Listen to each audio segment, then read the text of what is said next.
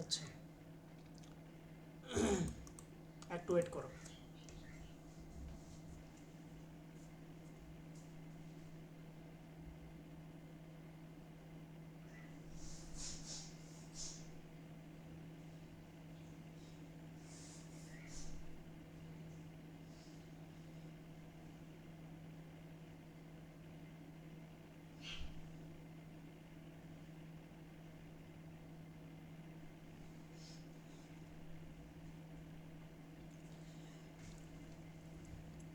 আচ্ছা, তোমরা আগামী 3 তারিখ বা 4 তারিখ থেকে যে এক্সামগুলো দেবে, যে এক্সামটা তোমাদের দেবে, সেই এক্সামের একটা মেন সিলেবাস হচ্ছে এই আর্টিকেল। ঠিক আছে, আগে আর্টিকেলটা আমি শিখিয়ে দিচ্ছি, তারপরে তোমাদের প্রিপোজিশন আমি শেখাবো। ঠিক আছে, কোন জায়গাতে কোন প্রিপোজিশনগুলো বসে তার আগে তোমাদেরকে আর্টিকেলটা শিখতে হবে, কোন জায়গাতে কোন আর্টিকেলটা তোমরা ব্যবহার করবে। ওকে, তাহলে আচ্ছা, আর্টিকেল, এই যে আর্টিকেল, এই আর্টিকেল ক প্রকার বলো তো? তোমরা জানো কেউ আর্টিকেল কয় প্রকার? যদি তোমরা জানো, আচ্ছা, একজন বললো 2 প্রকার, আর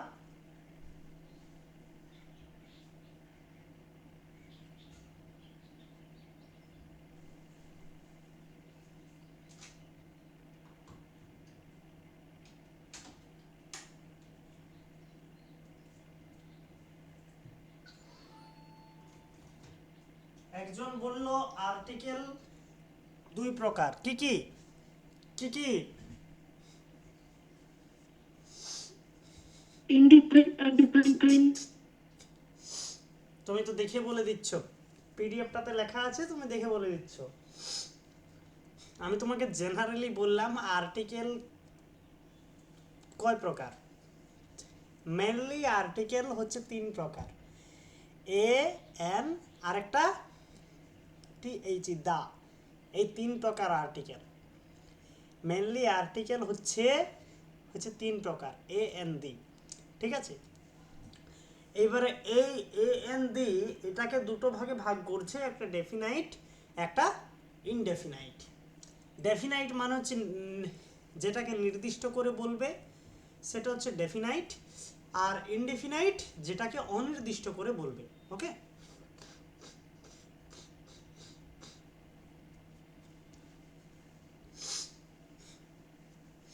তোমাদের ম্যাডামের ক্লাস ছিল আজকে, তো ম্যাডামের একটু অসুবিধা রয়েছে, তার জন্য ম্যাডাম ক্লাসটা নিতে পারবেন না।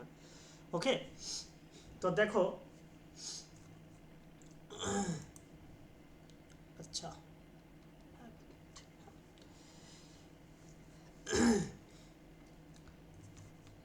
তোমাদের এই আর্টিকেলের চ্যাপ্টারটা প্রায় যদি কমপ্লিট হয়ে থাকে না আজকে, তাহলে অনেকটা ভালো হবে।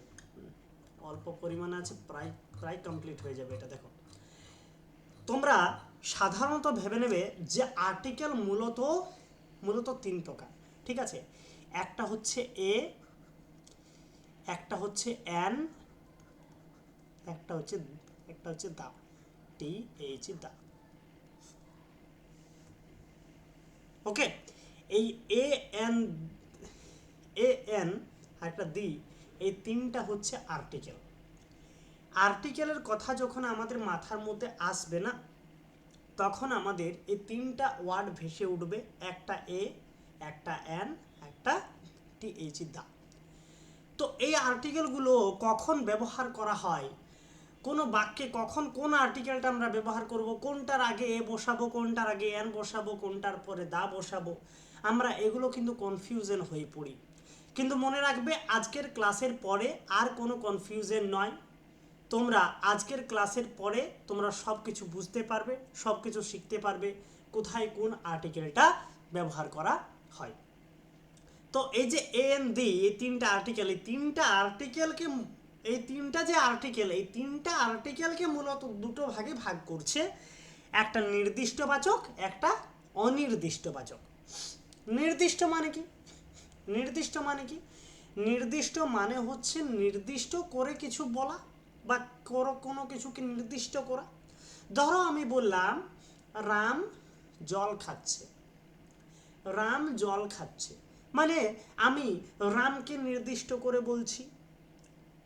আর যদি আমি বলি একটি ছেলে জল খাচ্ছে, তখন ছেলেটাকে নির্দিষ্ট করে বলছি কি যে কে জল খাচ্ছে। আমি যদি বলি একটি ছেলে জল খাচ্ছে, তুমি বুঝতে পারবে যে কোন ছেলেটা জল খাচ্ছে না। কিন্তু আমি যদি বলি রাম জল খাচ্ছে, তুমি অবশ্যই বুঝতে পারবে যে হ্যাঁ, এখানে যে জল খাচ্ছে সেই ছেলেটি আর কেউ নয়, সেই ছেলেটি হচ্ছে রাম। তাহলে দেখো, একটা নির্দিষ্ট করে আমি বলেই দিচ্ছি। কোনটা বলে দিচ্ছি?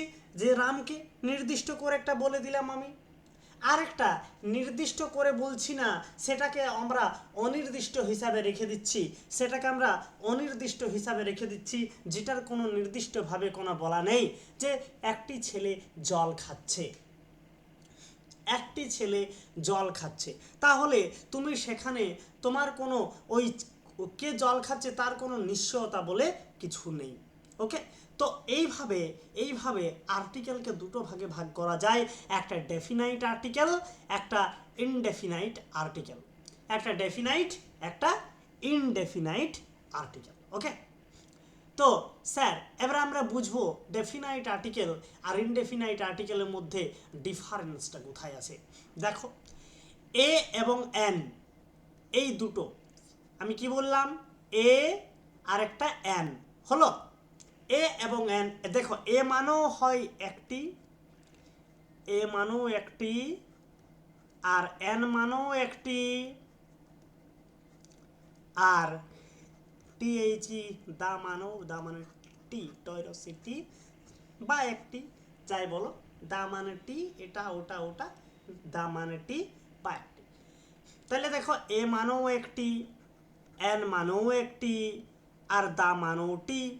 তাহলে তুমি কোনো বাক্য লেখার ক্ষেত্রে কখন কোন ওয়ার্ডের আগে এ বসাবে, কখন কোন ওয়ার্ডের আগে এন বসাবে, কখন কোন ওয়ার্ডের আগে দা বসাবে, এটা কিন্তু নির্দিষ্ট করে আমাদেরকে শিখতে হবে, আমাদেরকে বুঝতে হবে।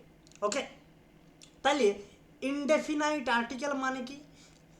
ইনডেফিনাইট মানে হচ্ছে অনির্দিষ্ট। কি বললাম? অনির্দিষ্ট। অনির্দিষ্ট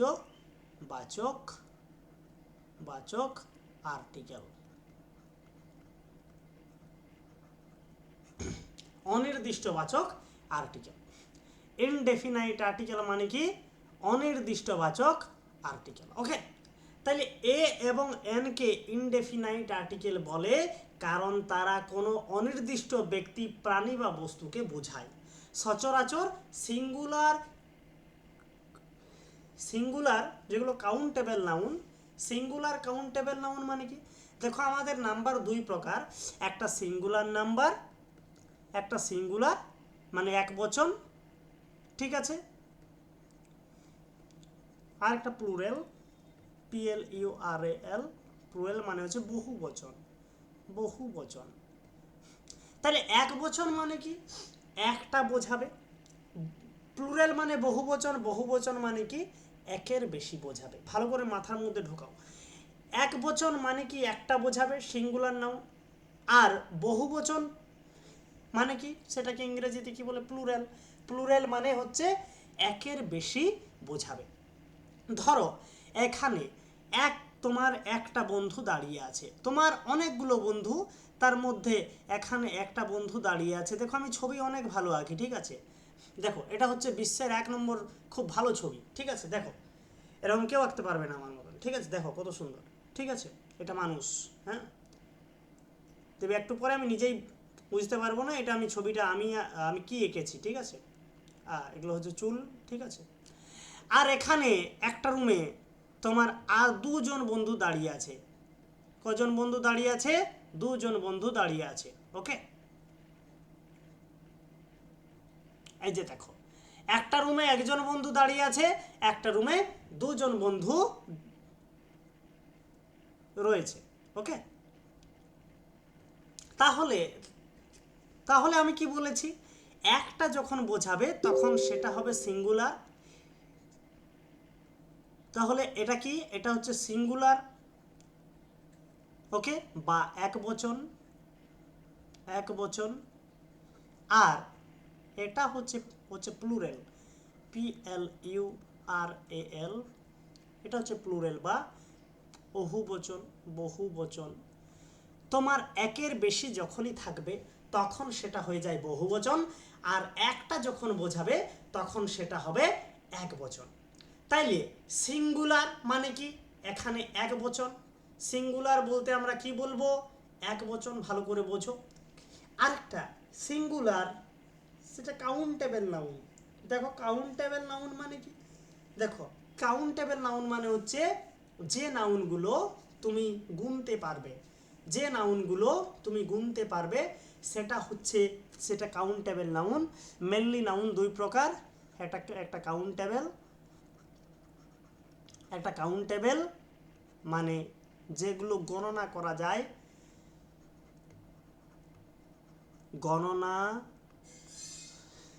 গণনা করা যায় এমন নাউন হলো। আরেকটা হচ্ছে আনকাউন্টেবল, COUNTABLE, আনকাউন্টেবল মানে যেগুলো গণনা করা যায় না,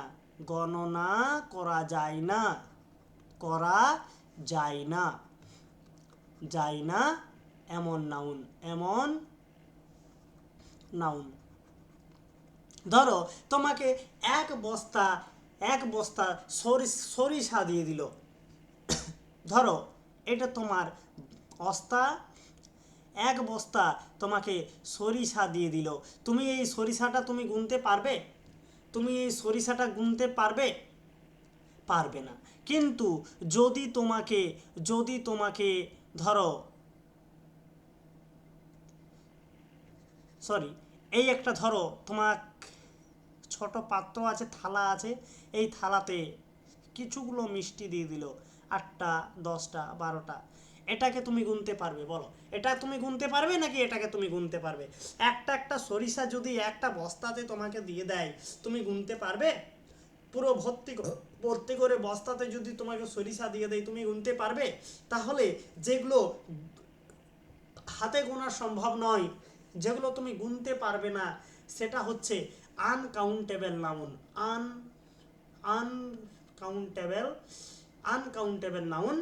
আর যেটা গুনতে পারবে সেটা হচ্ছে কাউন্টেবল নাউন। ওকে, যেটা তুমি গুনতে পারবে সেটা হচ্ছে কাউন্টেবল নাউন, যেটা গুনতে পারবে না সেটা হচ্ছে আনকাউন্টেবল নাউন। তাহলে দেখো এখানে কি বলেছে? Singular countable noun. সিঙ্গুলার মানে একবচন, কাউন্টেবল নাউন মানে কি? যে নাউনকে গণনা করা যায় না সেই নাউন। তাহলে একবচন যেগুলো গণনা করা যায় সেই নাউন, এদের পূর্বে এ অথবা এন ব্যবহার করা হয়। তাহলে ক্লিয়ার হয়েছে? দেখো তাহলে এ অথবা এন আমরা প্রথমত জানলাম কোথায় ব্যবহার করা হয়। এ অথবা এন আমরা প্রথমত জানলাম, এই যে এ আর এই যে এন, এই দুটো জিনিস আমরা জানলাম প্রথমত কোথায় ব্যবহার করা হয়। এই দুটো আমাদেরকে তো জানতেই হবে, এই দুটো আমাদেরকে তো শিখতেই হবে, কোথায় এ ব্যবহার করব, কোথায় এন ব্যবহার করব। মনে রাখবে সিঙ্গুলার কাউন্টেবল নাউনের ক্ষেত্রে আমরা সিঙ্গুলার কাউন্টেবল নাউনের ক্ষেত্রে আমরা এ অথবা এন ব্যবহার করব। তোমরা স্ক্রিনটা দেখতে পাচ্ছ? একবার রিপ্লাই করে আমাকে জানাও স্ক্রিনটা দেখতে পাচ্ছ কিনা। একজন কেউ রিপ্লাই করে জানাও স্ক্রিনটা দেখতে পাচ্ছ কিনা। দেখতে পাচ্ছি স্যার। ওকে, ঠিক আছে। তাহলে এ অথবা এন কোথায় বসে? ইনডেফিনাইট। প্রথমত মনে রাখবে ইনডেফিনাইট, এগুলো একটা ইনডেফিনাইট আর্টিকেল। মানে কি? মানে কি অনির্দিষ্ট করে বোঝাবে। কাকে বলছে সেটা কোনো নির্দিষ্ট করে বোঝাবে না, এটা হচ্ছে একটা অনির্দিষ্টবাচক আর্টিকেল। ওকে, এবং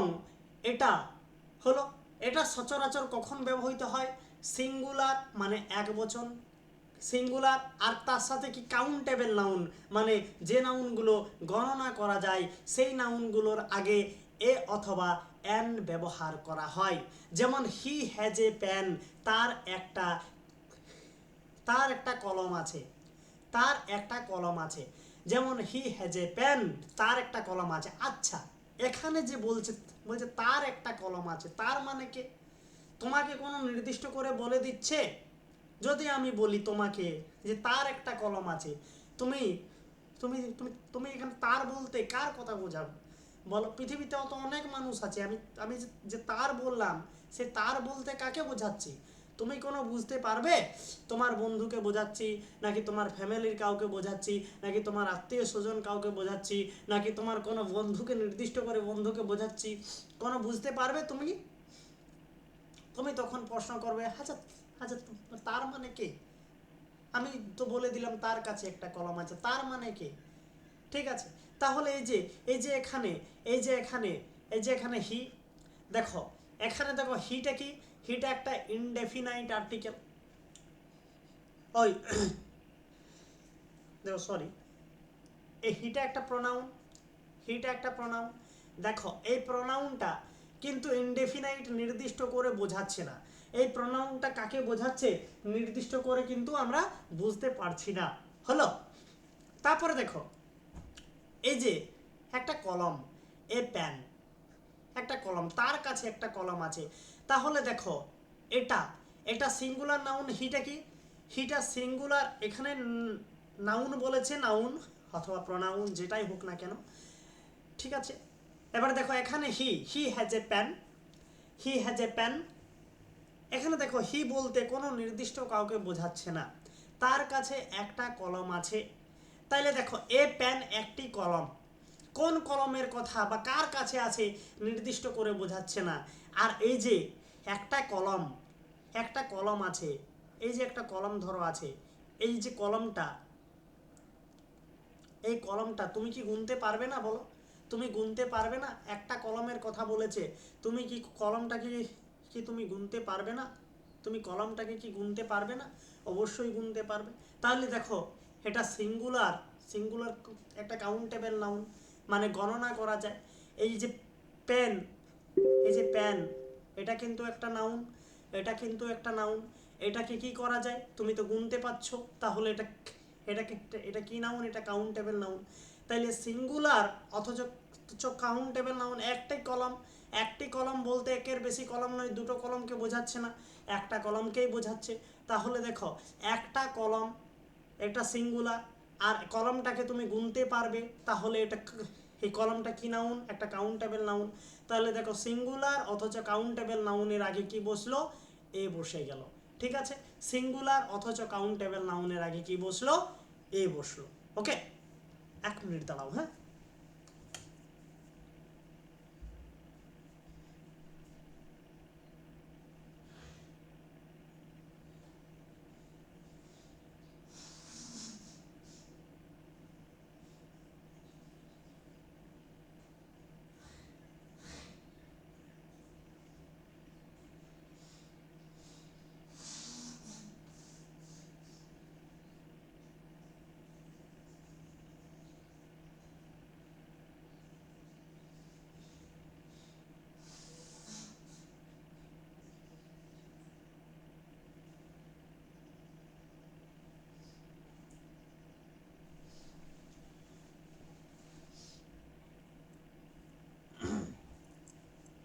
আচ্ছা, তাইলে দেখো সিঙ্গুলার কাউন্টেবল নাউনের আগে কি বসে গেল? এ বসে গেল। তারপরে কি বলেছে দেখো, আই বট এ বুক, আমি একটি বই কিনেছিলাম। তাইলে যে এই যে ওই কিনেছিলাম, এই যে ওই, তোমাকে যদি কিছুগুলো ওই যদি দেওয়া হয়, তুমি কি গুনতে পারবে না? তোমাকে যদি একটা ওই রেখে দেওয়া হয়, তুমি গুনতে পারবে না ওটাকে? তুমি তো গুনতে পারবে। ঠিক আছে, তাহলে দেখো সেটা সিঙ্গুলার হচ্ছে একটি বই, সিঙ্গুলার অথচ সেটা সেটা কি সেটা সেটা তুমি গুনতে পারছো, সেটা কাউন্টেবল নাউন। ওকে, সেটা গুনতে পারছো। তাহলে সিঙ্গুলার অথচ কাউন্টেবল নাউন, এদের আগে কি বসে? এ অথবা এন বসে। আরেকটা মনে রাখবে, কোথায় এ বসে আর কোথায় এন বসে মনে রাখবে। আমরা জানি আমাদের যে আমাদের যে যে তোমার অ্যালফাবেটগুলো আছে এ থেকে জেড পর্যন্ত, কি বললাম? এ থেকে Z, A B C D, আমি একটু লিখছি, হ্যাঁ, E F G H I J K L M N O P Q R S T U V W X Y Z. তাহলে এই যে 26টা যে লেটার আছে, 26টা লেটার, এগুলোকে আমরা টোটালটাই কি বলছি, আমরা অ্যালফাবেট বলছি। তাহলে মনে রাখবে, তাহলে খেয়াল রাখবে, এই 26টার মধ্যে কি বললাম, এই 26টার মধ্যে এই এ, E, I, O are you, এই পাঁচটাকে কি কি পাঁচটা, এই যে এখানে লিখে দিয়েছি A E I O U, A I O U, A E I O U, এই পাঁচটাকে আমরা বলতে পারি vowel, V O W E L. এই পাঁচটাকে আমরা কি বলছি, ভাওয়েল বলছি। আর এই পাঁচটা লেটার বাদে, পাঁচটা লেটার বাদ দিয়ে বাকি যতগুলো লেটার আছে 21টা, বাকি 21টা লেটারকে আমরা কি বলবো, বাকি 21টা লেটারকে আমরা বলবো কনসোনেন্ট, CONSONENT। এই পাঁচটা লেটারকে বলছে ভাওয়েল, আর বাকি বাকি যেগুলো, সেই বাকিগুলো হচ্ছে কনসোনেন্ট। বাকি যে 21টা আছে, B C D F G H J K L M, ঠিক আছে, এগুলো এই যে জেড পর্যন্ত, এই পাঁচটা বাদে বাকিগুলোকে আমরা কি বলছি, বাকিগুলোকে আমরা বলবো কনসোনেন্ট। তাইলে মনে রাখবে, ভাওয়েলের আগে কি বললাম, ভাওয়েলের আগে সব সময় হ্যাঁ, ভাওয়েলের আগে সব সময় এন বসে। যদি এমন কোনো নাউন দেখতে পাচ্ছ যে নাউনটা সিঙ্গুলার অথচ অথচ কাউন্টেবল, তুমি গুনতে পারবে, এবং সেই নাউনের ওয়ার্ড, এই যে ধরো, এই যে এখানে একটা নাউন আছে, ধরো এখানে আছে আপেল, হ্যাঁ, এটা একটা নাউন, এটা একটা এটা একটা সিঙ্গুলার নাউন, এটা একটা সিঙ্গুলার নাউন, এবং কি এটা এটা কাউন্টেবল নাউন হলো। এবারে দেখো, এই আপেলের ফার্স্টের যে ওয়ার্ডটা আছে, ওয়ার্ড বলছি, ফার্স্টের যে অক্ষরটা, ফার্স্টের যে যে হ্যাটারটা আছে, লেটারটা বলো তো কি বটে, ভাওয়েল না কনসোনেন্ট? ফার্স্টের যে এটা আছে, এটা ভাওয়েল না কনসোনেন্ট? দেখো এটা কিন্তু ভাওয়েল, এই যে এ ই আই ও ইউ, এটা কিন্তু ভাওয়েল, দেখো এটা কিন্তু কি ভাওয়েল। তাহলে ভাওয়েলের আগে কি বসে, দেখো ভাওয়েলের আগে এন বসেছে, ভাওয়েলের আগে এন বসেছে, ওকে, ভাওয়েলের আগে এন বসেছে, ওকে। তাহলে একটা কথা মাথায় মধ্যে রাখো, এই যে যেমন দেখো, এই আই বট এ বুক, দেখো এখানে বুকটা হচ্ছে নাউন, এখানে কি বুকটা হচ্ছে নাউন, তাহলে দেখো বুকের ফার্স্ট যে লেটারটা, ফার্স্ট লেটারটা কি আছে, বি আছে, তাহলে বলো বিটা ভাওয়েল না কনসোনেন্ট? দেখো এটা ভাওয়েল, ইটা ভাওয়েল, আই ও ইউ, এগুলোর মধ্যে কি এই বি বি লেটারটা আসছে? বি লেটারটা আসছে না। তাহলে আমি কি বললাম, এ ই আই ও ইউ এগুলো হচ্ছে ভাওয়েল, আর বাকিগুলো সব কি, বাকিগুলো সব হচ্ছে কনসোনেন্ট। তাইলে বি লেটারটা এখানে কি, এখানে কনসোনেন্ট। তাহলে ভাওয়েলের আগে বসে এন, আর কনসোনেন্টের আগে বসে এ, আর কি কনসোনেন্টের আগে বসে এ। তাইলে দেখো এটা বিটা কনসোনেন্ট, বি এর আগে কি বসেছে, এ বসেছে, দেখো বি এর আগে কি বসেছে, এ বসেছে। তাইলে আমরা কি বললাম, ভাওয়েলের আগে বসে এন, আর যদি কোনো ওয়ার্ডের প্রথম লেটারটা, কোনো নাউন বা ওয়ার্ডটা, ওই নাউনটার ফার্স্ট লেটারটা যদি যদি কনসোনেন্ট থাকে, তাহলে তার আগে এ বসবে, আর যদি ভাওয়েল থাকে তাহলে তার আগে এন বসবে। এটা মাথার মধ্যে রাখবে, ওকে। তাহলে আমাদের এ এবং এন এর ব্যবহার শেখা গেল, কোথায় এ বসে কোথায় এন বসে। ক্লিয়ার হয়েছে বলো, ক্লিয়ার হয়েছে? ক্লিয়ার হয়েছে কিনা? এ এবং এন কোথায় বসে ক্লিয়ার হয়েছে? Yes, sir. বাকিদের Yes, sir. আর আরগুলো Yes, sir. Sourav Kisku, Yes, sir. আচ্ছা এখানে শুধু ছেলেরাই ক্লাস করছো নাকি নাই কোনো মেয়েও আছো? শুধু ছেলেরাই আছি স্যার। শুধু ছেলেরাই আছো? আচ্ছা, হ্যাঁ ঠিক আছে। এই তোমাদের মধ্যে স্পোকেন ইংলিশে অ্যাডমিশন হতে বাকি আছো কেউ? সবাই অ্যাডমিশন হয়েছো? স্যার, নাম লেখা আছে, এডমিশন হয়ে নাই। অ্যাডমিশন হয়নি? ঠিক আছে, স্কুল খোলালেই তোমাদের অ্যাডমিশন যে ফিজটা সেই ফিজটা নিয়ে আসবে। হ্যাঁ, অ্যাডমিশন ফিজটা নিয়ে আসবে, সেদিনই দিয়ে দেবে আমি যেদিন স্কুল যাব। ঠিক আছে। আচ্ছা, ঠিক আছে। আকিরা, আকিদের খবর জানতে চাইছি। বাকিরা, আকিরা কি হবে না? হবো স্যার। হবে। ঠিক আছে, তাহলে ওই অ্যাডমিশনের যে ফিজটা সেই ফিজটা নিয়ে আসবে। ঠিক আছে, ওকে। অ্যাডমিশনের যে ফিজটা সেই ফিজটা নিয়ে আসবে। হ্যাঁ, তোমাদের 200 টাকা করে ফিজ, ওটা দিয়ে তোমাদেরকে অ্যাডমিশন নিয়ে নেবো। ওকে, সবাইকে বলছি, সবাই হয়ে যাবে অ্যাডমিশন। হ্যাঁ,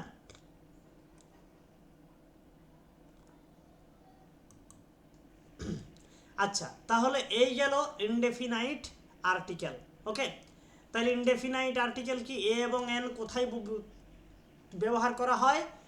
এ এবং এন সাধারণত মনে রাখবে, এটাকে আমরা কি বলছি? ইনডেফিনাইট আর্টিকেল বলছি, অনির্দিষ্টবাচক, মানে কোনো নির্দিষ্ট করে বোঝাবে না। ওকে, আজ এইটুকুই করাবো, বেশি করাবো না। তাহলে ইনডেফিনাইট আর্টিকেল মানে হচ্ছে অনির্দিষ্টবাচক।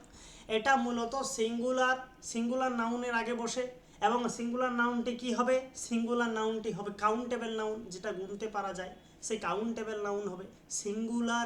সিঙ্গুলার কাউন্টেবল নাউন হবে। হবে, তাহলে ওর আগে কি বসে? এ অথবা এন বসে। ওর আগে কি বসে?